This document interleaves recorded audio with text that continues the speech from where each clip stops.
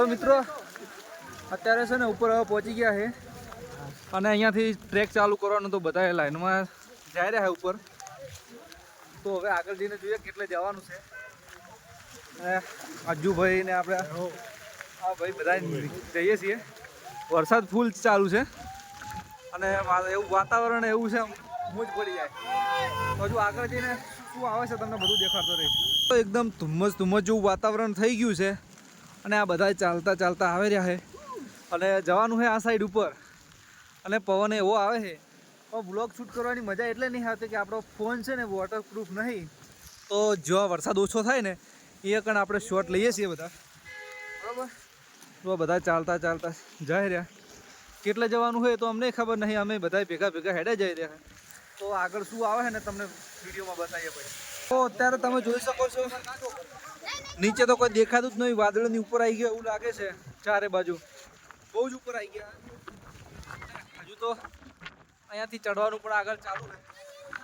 તો બહુ મજા આવી રહી છે અહીંયા. તો હાલ તો વરસાદ બહુ છે એટલે થોડું ફોનમાં શૂટિંગનું પ્રોબ્લેમ થાય છે કારણ કે વોટરપ્રૂફ મોબાઈલ નહીં એટલે. પણ તોય થોડું જેમ સેટ થાય એ રીતે ક્લિપો લઈએ છીએ બધી. તો તમે જોઈ શકો છો. તો મિત્રો તમે અહીંયા જોઈ શકો છો અત્યારે ઉપર પાછું બીજું એક બજાર આવી ગયું છે અને બધા આવે રહ્યા છે ચાલતા ચાલતા, પણ નીચેથી કંઈ દેખાતું નહીં કારણ કે વરસાદ એટલો પડે છે ને એકદમ મસ્ત વાતાવરણ થઈ ગયું એટલા માટે. તો હજુ આગળ જઈએ છીએ અને કંઈ આવે તો પછી આગળ તમને બતાવીએ.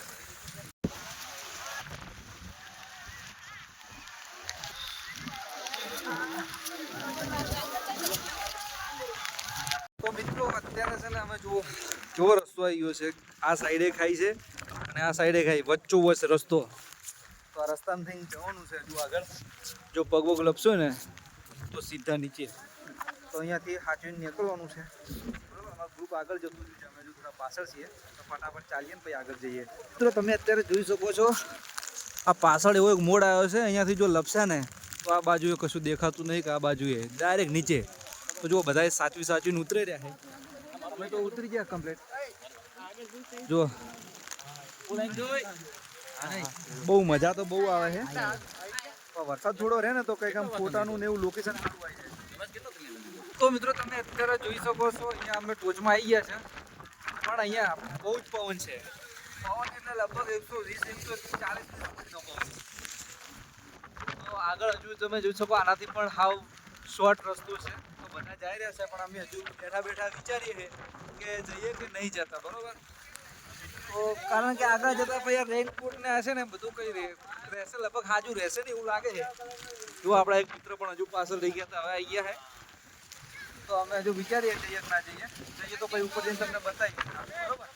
આ સાપુતારા હિલ સ્ટેશન જે ઊંચા ટોચમાં છે ને અમે આવી ગયા છીએ પણ હાલ કશું દેખાતું નહીં કારણ કે એકદમ ધુમ્મસ વાતાવરણ છે. તો આટલે અમે આવી ગયા છીએ. હવે અહીંયાથી નીચે ઉતરવાનું છે. તમને બતાવી દઉં વરસાદ બહુ જ ચાલુ છે અને આ શૂટનું કંઈ ફાવતું નહીં એવું. નીચે કશું જ દેખાતું નહીં, એકદમ વ્હાઈટ દેખાય છે ચારે બાજુ. તો ઉપર આવવું હોય ને તો પવન બહુ જ આવે છે તમને કહી દઉં. તો સાચવીને આવજો. Hello mike check. ગુજરાતી ગઝલકાર એવા આપણે ખલીલ સાહેબ જે આ વરસાદી વાતાવરણને લઈને લખે કે રાત વરસાદી હતી ને રસ્તામાં પલળેલી એક શહેજાદી હતી. શહેજાદી એટલે રાજકુમારી. રાત વરસાદી હતી, રસ્તામાં પલળેલી એક શહેજાદી હતી ને પછી થયું એવું કે બંને જણા મળ્યા સપનામાં, કેમ કે આ રીતે મળવાની બીજે તો ક્યાં આઝાદી હતી. क्या बात है सर. ગુજરાતી સાહિત્યમાં કૃષ્ણ દવે એ કવિ એવું લખે કે કોઈ માણસ તમારી કિંમત કરે કે ના કરે એનાથી કોઈ ગભરાવાની જરૂર છે નહીં.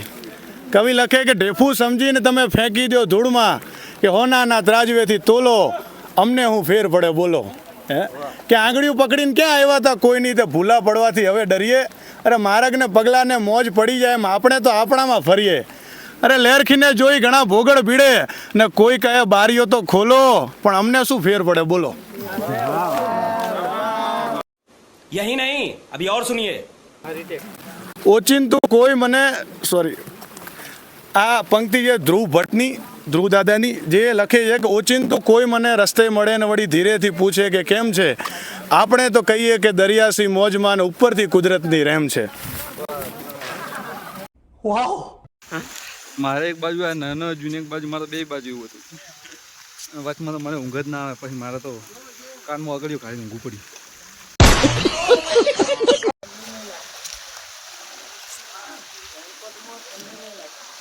મિત્રો હવે અત્યારે અમે છે ને નીચે આવી ગયા છે.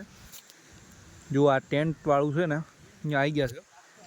તો હવે નાઇટમાં કેવું છે કે જમીન પછી પેલું પ્રોગ્રામ છે જે ગરબાનો કાલે હતો એ રીતનો, તો જોઈને પછી ઊંઘી જવાનું છે, બરાબર. તો આજના દિવસનું આ શેડ્યુલ હતું એ પતી ગયું છે. બીજું ઘણું બધું જગ્યાએ ગયા હતા, પણ કેવું હતું વરસાદના લીધે કંઈ શૂટ એવું સેટ નહીં થયું. તો હવે જોઈએ પછી આગળ કોઈ એક્ટિવિટી હોય તો તમને બતાવીએ, બરાબર મિત્રો. તો આજે છે સાપુતારામાં ત્રીજો દિવસ અને આજે મતલબ છેલ્લો દિવસ જ છે. તો અત્યારે અમે જઈ રહ્યા છીએ ગિરાધોધ જોવા. તો કહેવાય છે કે ગુજરાતનો સૌથી મોટો ગિરાધોધ છે. તો જઈએ ત્યાં ને બતાવીએ તમને પણ કે કેવી રીતનું છે, બરાબર. તો બન્યા રહેજો, કારણ કે વરસાદ ચાલુ થઈ ગયો છે એટલે ફટાફટ જઈને પહેલાં તો બસમાં બેસીએ. તો મળીએ પછી આગળ જઈને. તો મિત્રો અત્યારે અમે હવે જઈએ છીએ ગિરાધોધ જોવા અને અહીંયા બસને બધું પાર્કિંગ કરી અને નીકળ્યા છીએ, કારણ કે ત્યાં બસ જાય એવું નથી, અહીંયાથી ચાલતા જવું પડે છે હાઈવે ઉપર. તો હવે નીકળ્યા છીએ અમે. હજુ કહેશું કેવી મજા આવે? બહુ મજા આવે, બહુ. તો વરસાદે પાછો બંધ થઈ ગયો તો હવે પોઈન્ટ નીચે ઉતરે એટલે ચાલુ થઈ ગયો. તો આ રેઇનકોટ પહેરી દીધો આપણે પહેરવો પડશે, કારણ કે પલળી જાઉં તો પછી બહુ ઠંડી લાગે એટલે. તો હવે જઈએ ને આ ક્યાં, તો હવે જઈએ ને ત્યાં કેવું છે તમને બતાવીએ. મિત્રો તમે અત્યારે જોઈ શકો છો પાછળની સાઈડમાં જે છે ગિરાધોધ છે. ગુજરાતનો સૌથી મોટો ગિરાધોધ તમે જોઈ શકો છો. બહુ જ પાણી છે. જો આ સાઈડથી લઈ અને આ સાઈડ બધું પાણી જાય છે અને પબ્લિક બી બહુ છે. તો તમે જોઈ શકો છો ને અહીંયા 2013માં લગભગ મહાભારતનું જે કૃષ્ણનું છે ને કંઈક સીન હતો જે અહીંયાથી લેવામાં આવ્યો હતો, એ મળશે તો હું તો અહીંયા વિડીયોની અંદર લગાવી દઈશ, તમે જોઈ શકો છો. તો બહુ જ સરસ મજા આવે એવી જગ્યા છે. અહીંયા આવીને લાગે કે આમ ખરેખર અહીંયા આવીને ફીલ કરવું પડે જે છે ને, તમને વિડીયોમાં એટલું બધું ખ્યાલ નહીં આવે. પણ ફોટો પાડો, ચલો. તો અજ્જુભાઈને ફોટો પાડો છે. ફોટો પાડો મારો. ચિયા ગમના? અમે અમારા ગામના. તમારા ગમના છે ને? એમ ગમના છે, એમ ફોટો પાડવાનો, બરાબર. હવેથી ક્લિપે લઈ લે. મિત્રો અત્યારે હવે અમે ઊભા રહ્યા હતા અહીંયા જમવા માટે. ત્યાં બસ ઊભી કરી અને હવે જઈએ છીએ નાસ્તો કરવા. હોટલ રનવે કરીને છે, તો નવસારી પહોંચ્યા છીએ. તો અહીંયા હવે નાસ્તો કરીને પછી અહીંયાથી ચાલુ કરવાની છે જર્ની. તો સીધા હવે ઘરે જ જવાનું છે. તો પહેલાં અમદાવાદ ઉતરશું, હવે જોઈએ કેટલા વાગે ત્યાં ઉતરીએ છીએ, બરાબર. અને અહીંયાથી હવે નીકળવાનું જ છે મતલબ. તો હવે નાસ્તો કરી લઈએ કંઈક ને પછી જઈએ.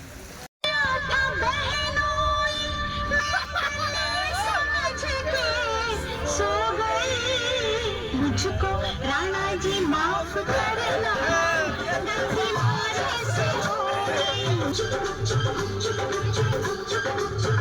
તો હવે વાગ્યા સી ગયેલા કદાચ વગેરે હતા ફટાફટ 7:42 થઈ અને ભૂખ લાગી હતી એટલે હવે આવી ગયા પીઝા ખાવા. બસ ઊભી રહી હતી વચમાં. અજુભાઈને લાગી હતી બહુ ભૂખ અને કોઈ નહીં લાગી હતી, અને મને તો વળી સૌથી વધારે લાગી હતી. પીઝા ઓર્ડર કર્યા છે, આવે એટલે ખાઈને પછી નીકળવાના.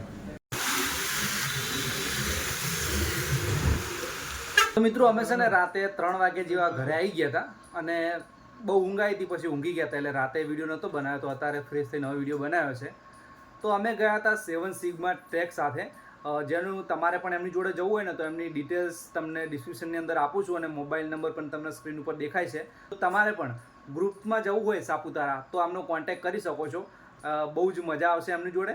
અમે એવી જગ્યાએ પણ ગયા હતા ઘણી કે જ્યાં મસ્ત હતું જોવાનું, પણ વરસાદના લીધે બ્લોગ નહોતા બનાવી શક્યા. તો એ તમારે જોવું હોય ને તો જાતે ત્યાં જવું પડશે. તો હવે આશા રાખીએ છીએ કે બ્લોગ તમને આજનો પસંદ આવ્યો છે. પસંદ આવ્યો તો લાઇક કરો. ચેનલને સબસ્ક્રાઈબ નથી કરી તો બીજા આવા બ્લોગ જોવા માટે ચેનલને સબસ્ક્રાઈબ કરી દેજો. મળીએ નવા બ્લોગ સાથે. જય માતાજી.